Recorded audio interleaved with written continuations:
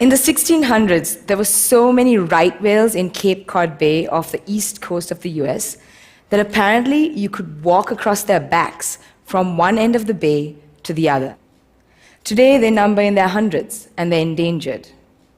Like them, many species of whales saw their numbers drastically reduced by 200 years of whaling, where they were hunted and killed for their whale meat, our oil, and whalebone. We only have whales in our waters today because of the Save the Whale movement of the 70s. It was instrumental in stopping commercial whaling and was built on the idea that if we couldn't save whales, what could we save? It was ultimately a test of our political ability to halt environmental destruction. So in the early 80s, there was a ban on commercial whaling that came into force as a result of this campaign. Whales in our waters are still low in numbers, however, because they do face a range of other human-induced threats. Unfortunately, many people still think that whale conservationists like myself do what we do only because these creatures are charismatic and beautiful. This is actually a disservice, because whales are ecosystem engineers.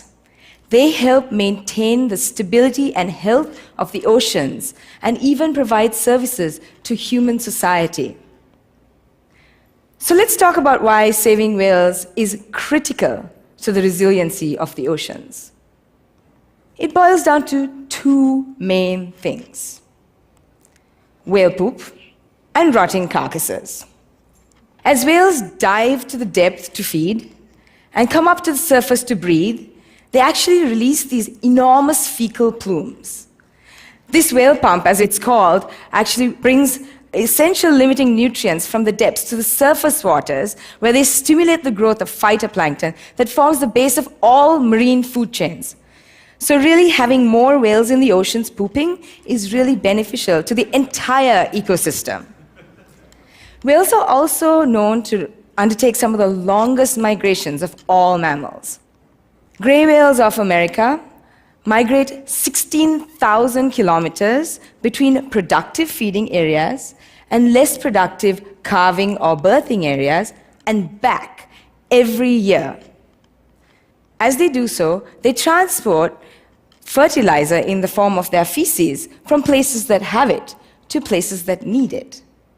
So clearly, whales are really important in nutrient cycling, both horizontally and vertically through the oceans. But what's really cool is that they're also really important after their death. Whale carcasses are some of the largest form of detritus to fall from the ocean's surface, and they're called whale fall. As these carcasses sink, they provide a feast to some 400-odd species, including the eel-shaped, slime-producing hagfish.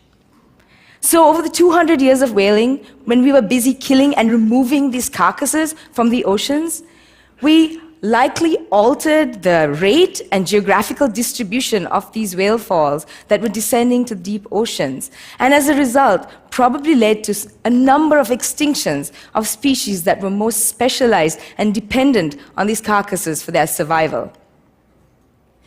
Whale carcasses are also known to transport about 190,000 tons of carbon, which is the equivalent of that produced by 80,000 cars per year from the atmosphere to the deep oceans.